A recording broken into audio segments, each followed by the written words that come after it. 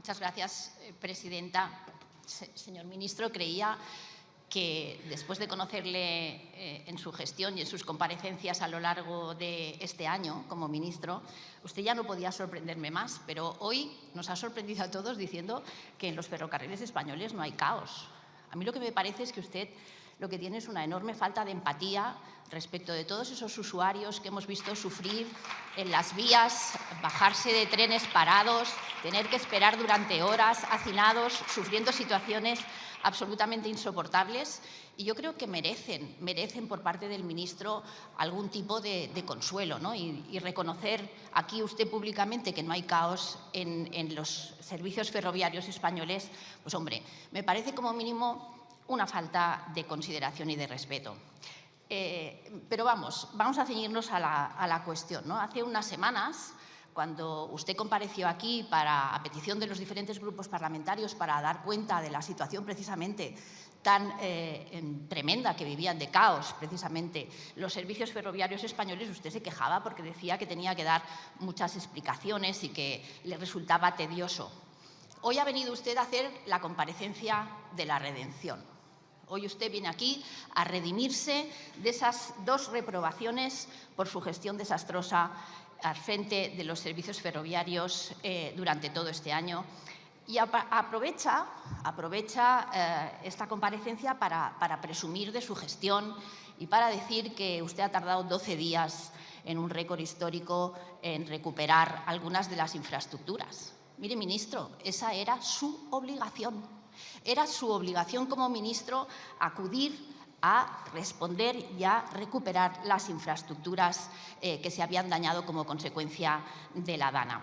Y mire, a mí me parece que presumir del trabajo de otros no es justo. Por eso quisiera ofrecer un justo reconocimiento a los trabajadores, a los técnicos y a los operarios, personas anónimas que no son aduladas en las redes, como a usted, que le han llamado el Superman de las vías, que han trabajado sin descanso y que sin su trabajo esta recuperación hubiera sido imposible. Por eso quiero expresar mi agradecimiento a todos ellos.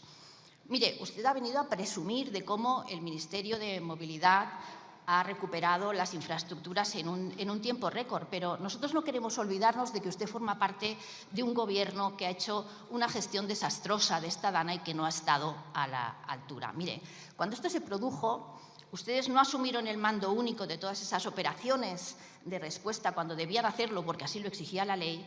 No decretaron la movilización general de las Fuerzas Armadas, lo que dejó absolutamente abandonados a muchísimos municipios, a los 36 municipios afectados, muchos de los cuales no se vio un solo soldado. Le recomiendo que escuche el sobrecogedor relato del escritor Santiago Posterguillo hace unos días en el Senado, en donde expresaba claramente su sentimiento, cómo se sintió solo y abandonado ante una catástrofe de esta magnitud.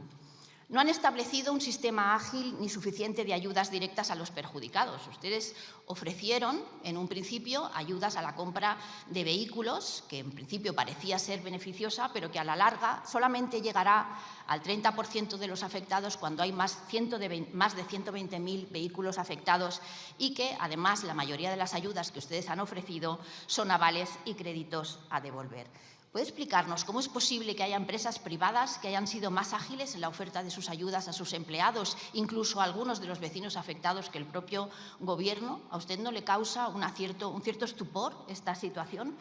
Y muchas de las zonas afectadas a día de hoy, ministro, usted se ha referido a la colaboración que van a emprender para solucionar los problemas que tienen muchos municipios, pero a día de hoy, un mes después, hay muchísimos municipios que siguen todavía sin agua, sin luz, con fango en las calles y con casas absolutamente destruidas.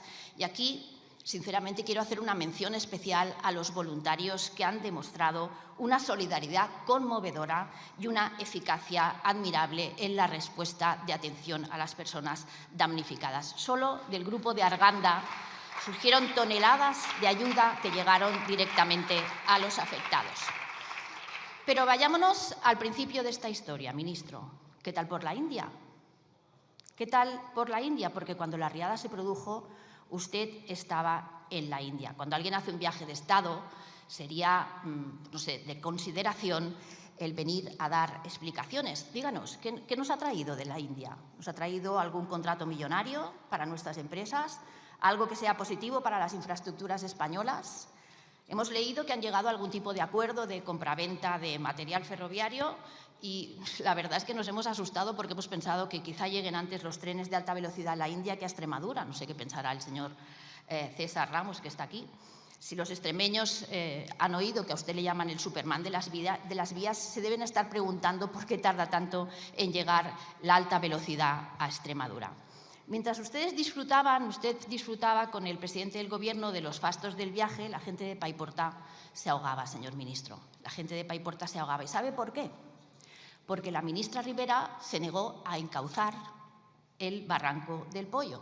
Usted al volver dijo una cosa interesante, dijo, parte de las muertes podían haberse evitado. Y ya sabe que yo cuando usted tiene razón se lo reconozco, y en este caso usted tenía razón. Parte de las muertes se podían haber evitado si se hubiera canalizado el barranco del Pollo, que estaba presupuestado, y había una dotación presupuestaria para hacerlo, un presupuesto de 150 millones de euros que no se ejecutó porque la ministra Ribera lo paralizó y que en estos momentos nos va a costar más de 6.800 millones de euros, señor ministro. Eso podría haber salvado muchas vidas, pero ustedes tampoco han querido asumir su responsabilidad ni dar explicaciones por ello. Cuando nos habíamos convencido de que el ministro, que acostumbra a despreciar a sus detractores en las redes, había desaparecido en mitad de la dana, resulta que ha vuelto usted a las andadas. ¿Y sabe por qué? Porque su ministerio está centrado, está en el foco de la corrupción. Está en el foco de la corrupción, de lo que tampoco quiere dar explicaciones más allá de una leve explicación tuitera. Mire, en Hacienda ha salido un listado, es un listado de Hacienda, en el que se enumeran más de 128 contratos públicos adjudicados a constructoras entre 2018 y 2021 por un total de 54 millones de euros en los que se apunta el cobro de mordidas y comisiones. ¿Nos va a dar explicación de ello, señor ministro? ¿Va a asumir alguien las responsabilidades? Porque creemos que es una situación muy grave. Y claro, le hemos vuelto a oír decir que no hay caos ferroviario.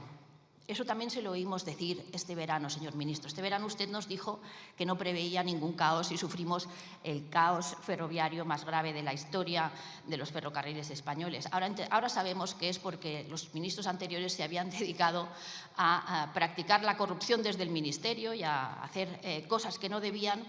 Pero claro, ahora estamos en un momento en el que se acerca la Navidad, ministro, y los españoles tenemos esa costumbre de viajar para ver a nuestros familiares y de movernos de un lado a otro. ¿Usted nos va a garantizar que los servicios ferroviarios, aeroportuarios y portuarios van a estar al nivel de los que dice esa encuesta o ese informe que usted nos acaba de leer? ¿O nos va a volver a engañar otra vez como este verano para decirnos que no se preveía ningún caos y después vimos cómo los usuarios de los servicios ferroviarios se veían en situaciones absolutamente desastrosas? ¿Nos puede explicar por qué un ministerio que ha sido capaz, y en eso también se lo reconozco, ha sido capaz de reconstruir en tiempo récord las infraestructuras dañadas por la DANA, es incapaz tras 6 años de gobierno de hacer funcionar las cercanías de Madrid o Barcelona, de las que depende el trabajo diario de muchísimos españoles?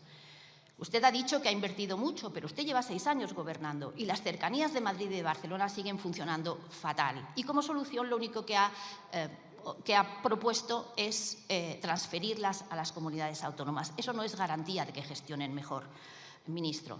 ¿Nos puede decir por qué después de 6 años de gobierno se incumplen sistemáticamente por parte de su ministerio los plazos de ejecución en el corredor mediterráneo y en el corredor atlántico, en una ejecución lenta que exaspera a todos los empresarios que necesitan de esos corredores para garantizar la competitividad de sus empresas?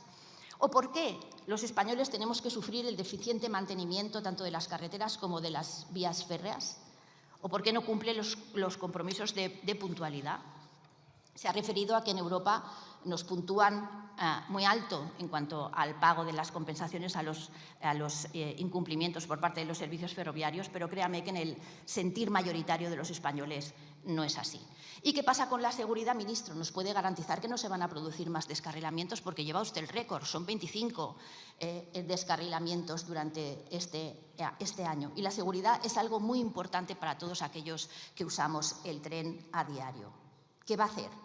Aparte de lo que ya ha hecho, cuéntenos qué es lo que tiene previsto hacer, qué es lo importante para todos. Porque a los españoles no nos interesa cómo funcionan los trenes en Italia, en Alemania o en Bélgica. Eso nos da igual. A nosotros lo que nos interesa es que nuestras cercanías sean puntuales y que nuestros AVEs lleguen a tiempo para poder garantizar que podamos acceder a nuestros puertos de trabajo. Créame que no está usted en condición de presumir de nada, señor ministro. Créame que no está en condiciones de presumir de nada.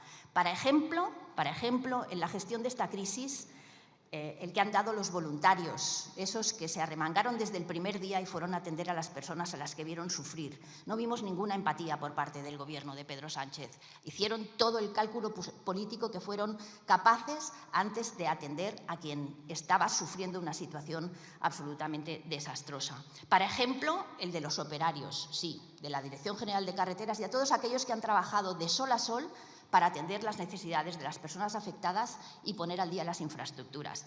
Y, para ejemplo, la paciencia infinita de los afectados que hoy siguen desesperados y decepcionados por este Gobierno. Mire las redes, ministro, aparte de escribir en ellas, mire las redes y vea las fotografías y los vídeos que se siguen publicando. Decepcionados y desesperados, y lo dejaron bien claro el día que el presidente del Gobierno se le ocurrió aparecer por Paiporta, a donde estoy segura que no se le va a ocurrir volver. Muchas gracias.